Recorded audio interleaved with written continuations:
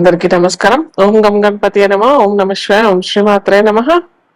జ్ఞానానందమయం దేవం నిర్మల స్ఫటికాకృతం ఆధారం సర్వవిద్యానాం హయగ్రీవం ఉపాస్మహే.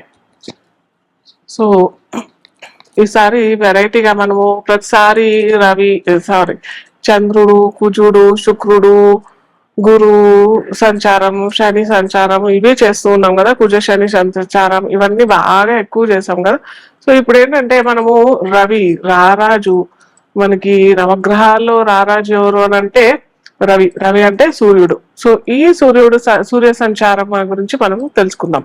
సో ఇప్పుడు ఏంటంటే రవి సంచారం మనకి కర్కాటక రాశిలో జూలై 16వ తారీఖున జరుగుతుంది అనమాట. సో ఎప్పుడైతే రవి సంచారం మెయిన్ గా 2 రాశుల్లో జరిగినప్పుడు కాలం మొత్తం కాలగణన మనం చూసినట్టయితే కాలం మొత్తం పెద్ద మార్పులోకి గురవుతుంది.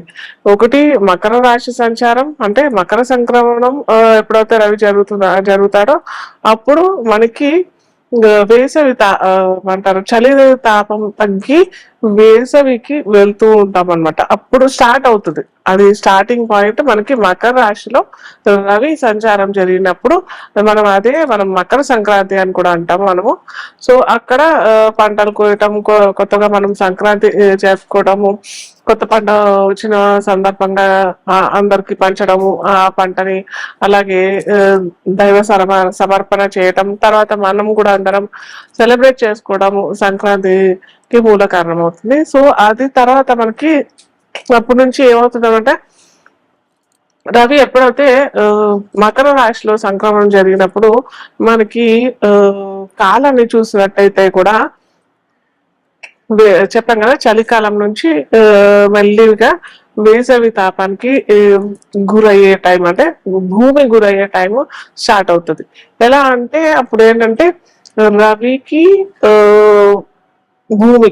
భూమికి రవికి డిస్టెన్స్ మనం చూసినట్టయితే దగ్గరగా వచ్చేస్తాడు అనమాట. అంటే రవి ఏదో దగ్గరికి రావడం కాదు, ఇక్కడ మనము భూమి సంచరిస్తూ ఉంటది కదా, భూమి తిరుగుతూ ఉంటది భూగా ఆకర్షణ శక్తి వల్ల ఏమవుతుంది అనమాట, భూమి దగ్గరగా రవికి దగ్గరగా అంటే సూర్యుడికి దగ్గరగా రావడం మూలంగా మనకి ఈ తాపం పెరిగిపోవడం, వేసవి రావటం, ఇవన్నీ మనము మకర సంక్రమణం రవి చెందినప్పుడు మనకి ఇవన్నీ మనము ఎక్స్పీరియన్స్ అవుతాం.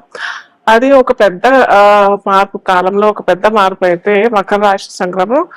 నెక్స్ట్ మార్పు వచ్చేది ఎప్పుడు అని అంటే మనకి కర్కాటక రాశిలోకి రవి సంచారం చేసినప్పుడు, రవి సంక్రమణం కర్కాటక రాశిలో జరిగినప్పుడు అప్పుడు ఏంటంటే ఈ వేసవి తాపం తగ్గి వర్షాలు స్టార్ట్ అవ్వటము ఇలాంటివన్నీ జరుగుతుంటాయి మనకి. ఎప్పుడైతే రవి కర్కాటక రాశిలో ప్రయాణం చేసినప్పుడు అప్పుడు మనం దాన్ని దక్షిణాయనం అని అంటాం. మనము అందరము ఏంటంటే దక్షిణాయనము ఇదేంటి ఉత్తరాయణం అని ఊరికే అంటూ ఉంటారు. ఏంటి ఇదంతా డిఫరెన్స్ అని అంటే, మనం ఎప్పుడైతే ప్రకృతిలో మనము స్పెండ్ చేస్తామో, ఎప్పుడైతే మనకి దృశ్య రూపంగా మనము దృశ్యాన్ని వీక్షించే ప్రయత్నం చేసినప్పుడు మనకి ఈజీగా తెలిసిపోతుంది. మీరు సూర్యుని గమనించండి, ఎప్పుడైతే సూర్యుడు నార్త్ సైడ్ అంటే ఉత్తరాయణం కొద్దిగా సూర్యుడు సెంటర్ మార్నింగ్ చూసినప్పుడు సూర్యోదయం నుంచి కాలక్రమేణా రోజు గడిచిన కొద్దీ ఉత్తరం వైపు ప్రయాణం జరిగింది అని అంటే అది మొత్తం ఉత్తరాయణం అవుతుంది. ఎప్పుడైతే సూర్యుడు దక్షిణాయనం అని అంటే సౌత్ సైడ్ ఎప్పుడైతే ప్రయాణం స్టార్ట్ చేయడం మొదలు పెడతాడు అది దక్షిణాయనం అవుతుంది. సో దీనివల్ల మనకేంటి ఉపయోగము, మనకేంటి డిఫరెన్సెస్ వస్తాయి అని అంటే, మనము ఒక్కొక్క రాశి, అన్ని రాశులు మనము చూసుకుందాం. మేషరాశి నుంచి మనకి మీన రాశి వారికి ఎవరెవరికి ఏ ఫలితాలు వస్తాయి అది మొత్తం మనం ఇప్పుడు తెలుసుకుందాం ఒక్కొక్కటి. కర్కాటక లగ్నం తెలియని వారికి రాశి చూసుకున్నట్టయితే కర్కాటక లగ్నానికి అధిపతి ఎవరు అని అంటే ఇక్కడ చంద్రుడు అనమాట. చంద్రుడికి రవికి మనకి నక్షత్రంలో రెండు రాశులు అధిపతి, 2 రాశులకి అధిపతి ఒకే ఏకాధిపత్యం వచ్చిన 2 రాశులు అవి ఏంటంటే కర్కాటక రాశి మనకి ఇంకా సింహరాశి. సో ఇక్కడ సింహరాశికి కర్కాటక రాశికి అధిపతులైన రవిచంద్రులు ఇద్దరు మిత్రులే. ఎందుకంటే ఇక్కడ మనము భౌగోళికంగా చూసినట్టయితే కూడా మనకి ఇక్కడ చంద్రుడికి ఎక్కడి నుంచి అతని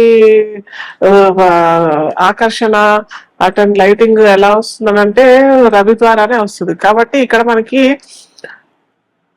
జ్యోతిష పరంగా చూసినట్టయితే కూడా ఇక్కడ మనకి వీరిరువురు మిత్రులు. సో ఇక్కడ ఏంటి, కర్కాటక లగ్నానికి రవి మిత్రుడవుతాడు. అలాగే రవి ఇతనికి ద్వితీయాధిపతి, కుటుంబ సౌఖ్యాధిపతి కూడా అవుతాడు. కాబట్టి ఇక్కడ అలాగే మనం చూసుకున్నట్టయితే మనకి ఇక్కడ గురువు కూడా ఉన్నాడు. ఇక్కడ గురువు రవి యాక్చువల్ గా మనం ఇది ఏమంటామంటే రవి పుష్కర యోగం అని అనుకుంటాం అనమాట. ఈ ఎప్పుడైతే గురువారం రవి నక్షత్రం వచ్చిన, రవి వారం గురు నక్షత్రం వచ్చిన గురు అర్క పుష్కర యోగము లేకపోతే రవి పుష్కర యోగం అని కూడా చెప్తాం అనమాట. సో ఇక్కడ ఏంటంటే గురువు రవిలు ఇద్దరూ కలిసి మనకి కర్కాటక రాశిలో కర్కాటక లగ్నంలో ఉన్నారు. కాబట్టి ఇది ఒక మంచి ప్లస్ పాయింట్, ఇది పెద్ద పాజిటివ్ థింగ్ అనేది చెప్పొచ్చు మనకి. ఇక్కడ కుటుంబ అభివృద్ధి చెందడము, ఫైనాన్స్ లో ఇబ్బందులు ఎప్పటి నుంచో లాంగ్ టైం నుంచి ఫైనాన్స్ లో ఇబ్బంది చెందినవి కూడా తొందరగా క్లియర్ అయిపోవడము, లేదా ఫైనాన్స్ లో చిక్కుల్లో ఉన్నాయని కూడా అంటే ఇరుక్కుపోతుంటాయి కదా మన ఫైనాన్స్ ఒక్కొక్కరికి, ఆ ఇరుక్కుపోయినవన్నీ కూడా ఏదో రకంగా రావటం ఇలాంటివన్నీ జరుగుతాయి. కుటుంబంలో అభివృద్ధి అని అంటే వివాహం జరగని వాళ్ళకి, లేదా వివాహం కోసం ఎన్నో ఇయర్స్ నుంచి తాపత్రయపడే వాళ్ళకి, ఎందుకంటే ఇక్కడ గురువు శుభకారకుడు అయిన గురువు కూడా ఇక్కడ కర్కాటక రాశికి నవమాధిపతి అవుతాడు గురువు. అలాగే షష్టాధిపతి, నవమాధిపతి, భాగ్యాధిపతి. నవమాధిపత్యాన్ని మనం పత్యం కూడా అని అంటాం. సో ఇక్కడ భాగ్యాధిపతితో పాటు రవి ఉన్నాడు కాబట్టి ఖచ్చితంగా దానికైతే ప్లస్ అవుతుంది. వివాహానికి సంతానకారకుడైన గురువు కూడా ఇక్కడ ఉన్నాడు కాబట్టి సంతానం ఎందుకైనా ఇబ్బందులు జరిగినట్టయితే కూడా ఇది మంచి సమయం అని చెప్పవచ్చు.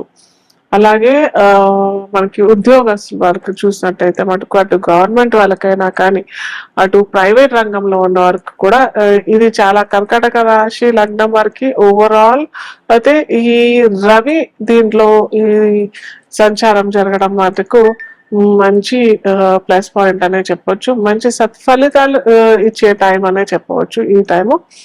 కాకపోతే చిన్న చిన్న అనారోగ్య సమస్యలు కూడా రావడానికి ఉంటది. ఎందుకంటే ఇప్పుడే స్టార్ట్ అయిపోతుంది కూడా ఏమంటారు వాతావరణంలో పెద్ద మార్పు కూడా జరుగుతుంది కాబట్టి మనకి ఎగ్జాక్ట్ గా కర్కాటక రాశికి ఎప్పుడైతే రవి వస్తాడో సో చిన్న చిన్న అనారోగ్యానికి కూడా గురయ్యే అవకాశాలు చాలా ఉంటాయి. కాబట్టి కొద్దిగా ఓం భాస్కరాయ నమః అనేసి రోజు ఎవరికైతే అనారోగ్యానికి గురైన వాళ్ళు లేదా చాలా సెన్సిటివ్ కూడా ఉంటారు కదా బాడీకి, వర్షాలు పడగానే తుమ్ములు, దగ్గులు ఇవన్నీ వచ్చే అవకాశాలు కూడా ఉంటాయి కదా, అలాంటి సెన్సిటివ్ బాడీ ఉన్న వాళ్ళకి, సెన్సిటివ్ హెల్త్ ఉన్న వారికి ఓం భాస్కరాయ నమః అని నామం 108 సార్లు చేసినట్టయితే చాలా మంచి ఫలితాలు వస్తాయి. చిన్న పిల్లలు చేయలేరు అంటే వాళ్ళ తల్లిదండ్రులు చేసుకున్నా కానీ చక్కటి ఫలితాలు వస్తాయి. ఇది ఈ కర్కాటక రాశి ఫలితాలు.